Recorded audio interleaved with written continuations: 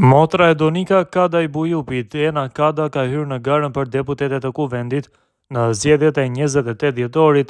Kadaj do të garojë në këto zgjedhje në kuadër të Partisë Bosnjake Vakat, e lindur në Sarajev dhe me kontribut të madh në gastronomi dhe jo vetëm në Prishtinë. Prej kohësh ajo po dëshmon aftësitë e saj në politik. Kadaj ka kohë që është aktive në këtë fushë, duke qëndruar krah për krah me motrën e saj, e cila aktualisht është këshilltare e presidentes Vjosa Osmani. Ajo po ashtu është e angazhuar me punë edhe në Ministrinë e Mbrojtjes. Ende nuk dihet se cili numër do ta bartë në partinë e Rasim Demirit. Kujtojmë se zgjedhjet e parakohshme për kuvend do të mbahen më 28 dhjetor në Kosovë. Ndërkohë, ish-deputetja bosnjake Duda Balje nuk e ka pritur mirë garimin e Ena Kadës nën partinë bosnjake.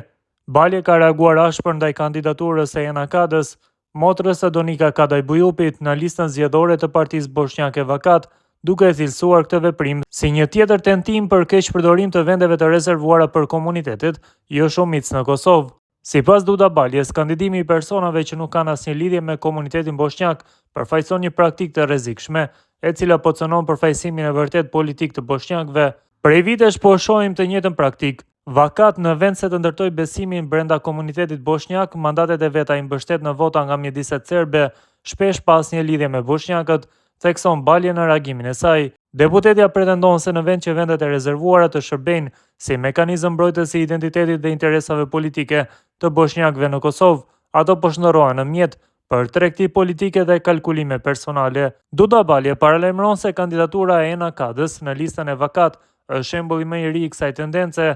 Sot po e shohim të njëjtin model, kandidaturat e personave që nuk kanë asnjë lidhje me komunitetin bosnjak, të vendosur në një listë që formalisht pretendon se përfaqëson bosnjakët. Ajo thot se ky veprim krijon hapësirë që qendrat e jashtme politike përmes partive bosnjake të ndikojnë në mandatet që u takojnë komunitetit.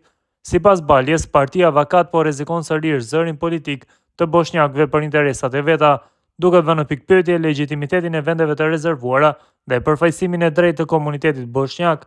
Deputetja u ka bërë thirrje bosnjakëve që të reagojnë me vendosmëri në këto zgjedhje.